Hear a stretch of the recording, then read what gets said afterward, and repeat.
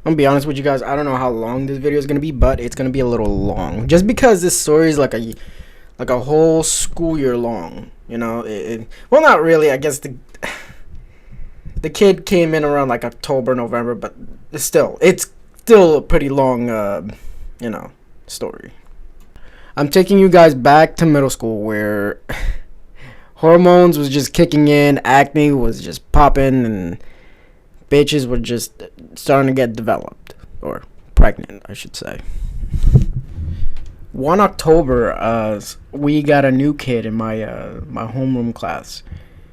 His name, for the sake of the story, let's call him Edward. I don't know why I call him Edward. It isn't the nerdiest name I've ever given someone. If your name is Edward, I'm sorry, bro, but like, your parents don't love you, bro. And me being the nice person that I was like, hey, listen, you can come hang out with us. Little did I know, this dude was a straight up badass, bro. Like, not like badass as in like fucking Christian Bale in the fucking Batman movie, but I mean like badass as in this kid was a fucking troublemaker. And we didn't even know it. Like, we were just a bunch of nerds just talking about books, and we were really talking books about in front of this dude. But no, he was actually a troublemaker, but he was smart. And those two things don't go together. All in all, if you have that nature inside you where you want to do travesura and you're fucking smart, your travesura nature is gonna override it, and you won't be able to learn anything. The group consisted of me, a know-it-all, a kid who was very feminine, and some kid that tried to be emo, and a skinny kid who just followed the emo wannabe. Needless to say, it didn't take Edward that long to just adjust with the other side of the crew, because the other side of the crew were, like I said, troublemakers. It consisted of, I guess, 6 people, like a one Sprite dude, a fat guy, and a kid who just humped my book bag once. Like, I still can't forget that this man really humped my book bag while I was in fucking science class. Go fuck yourself, kid. Seriously. That's why you got held back twice. Twice, not once, twice. I'm not going to bore you with the whole story of how I left the nerd group, but I eventually did, because they were two-faced lines of bitches, okay? That's how it was. And Edward, he pretty much joined the troublemakers and became a troublemaker. One of his earliest forms of getting into trouble was fighting. Like, if you fought, you got suspended automatically. And this happened when we were at the gym. He was talking shit to some 8th grader. Some 8th grader was talking shit back, and they were, we were 6th graders, so he didn't, like I said, he didn't give a fuck. Like, he told us that he got kicked out of his last school because he pushed a teacher down the stairs. Like, he's fucking bad, bro. I'm telling you, he's fucking bad. But one thing I do give it to him is, like, he never really he wasn't a bully. He just got into trouble because people got into him. Like, he got into his personal space, and that's when he decided to become a troublemaker and defend himself,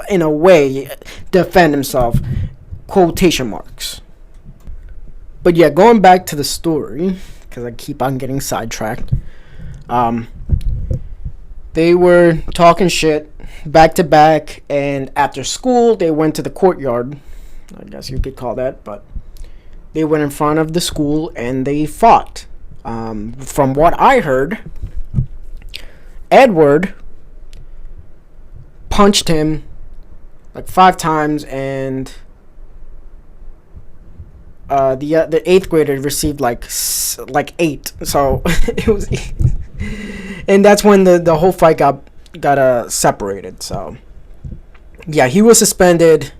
After that, he also got suspended for knocking a projector over. Like, he was getting annoyed that the teacher was calling him on him, and he was like, I don't got this, yada yada yada.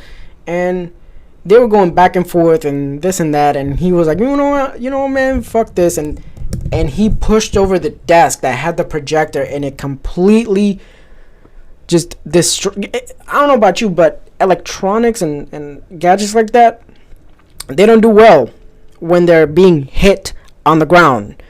So needless to say, the projector broke, and he was suspended. Not only was he suspended, but he had to give an apology to the teacher, and he didn't do it for like a whole month. Now I'm rambling on about this guy and how badass this kid was, but the real story comes in when we were at the cafeteria. So I got exiled out of my group, because they were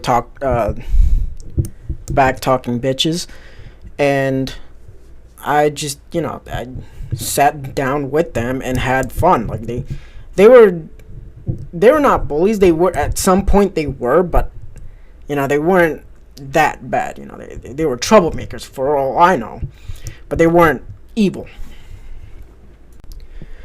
Now, if you guys watch my videos, you have already saw this one video before. It's called "He Wanna Beat Me Up," in which Kyle wanted to beat me up because I talked to his girlfriend, and I didn't know he had a girlfriend, or she was his girlfriend, and I just did it as a joke. But yeah, he's in this story. He's actually the star of the story. But going back to the story itself, because I keep getting sidetracked, he was in it. He brought a bag of Fun Dip, and he was going to eat it. And for some reason, he just had like this bright idea to snort Fun Dip powder. And we all thought that shit was funny. Was that shit hilarious? Fuck yeah, that shit was fucking hilarious. He fucking snorted Fun Dip powder and started having a sneeze attack. My 12-year-old mind was like, yo, this shit is hilarious. This is fucking comedy gold right here. He's fucking dying and wheezing, and we're like, ah. And not only did he did this once, but he did this like 3 fucking times. Every time we went to the cafeteria for those 3 days, we were expected to see him snort Fun Dip powder as a joke. And still, every single time he did it, we laughed our asses off. Off. Okay, when I say off, I mean like my ass became flat after that. Needless to say, Kyle and I, we were having like, we were like buds at the time. We were like friends. He saw me as his brother. Not anymore though. But it's okay. On the 3rd day is when all fun just like had to stop. Because the vice principal literally walked up to us and saw what was going down. I mean, she didn't really do anything, but she told Kyle to go wash his face off, and once he reached the bathroom, he fucking started bleeding because of how much he fucking snorted Fun Dip powder. And for me, I got in trouble because I was recording with this fucking blueberry. Edward got in trouble because he was just cursing at her. There ain't much to it, but yeah, he cursed her out, and after a while, I guess he got kicked out of lunch, so he had to get his lunch and go sit at ISS for the rest of the year. In all reality, it was fun hanging out with them and having them welcome me into their posse for like a bit. And of course, even though I got into a little bit of mischief and trouble, it wasn't to the point where I got myself arrested. A little bit of mischief is fine. A little bit of mischief is fine. But do I still talk to them? No, I don't really talk to them anymore. Of course, you know what happened to Kyle and me. Kyle and I, we had a fallout. And one thing to say to you, go fuck yourself. Hey man, he threatened me because I said something stupid. Fuck you. Edward got into a lot more trouble as the years progressed. He got arrested for assaulting an officer. He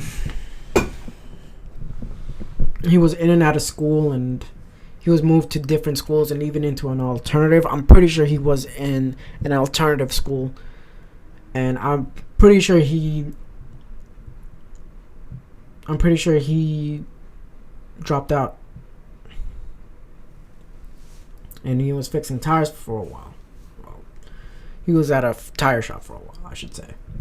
But yeah, I haven't talked to him. I saw him after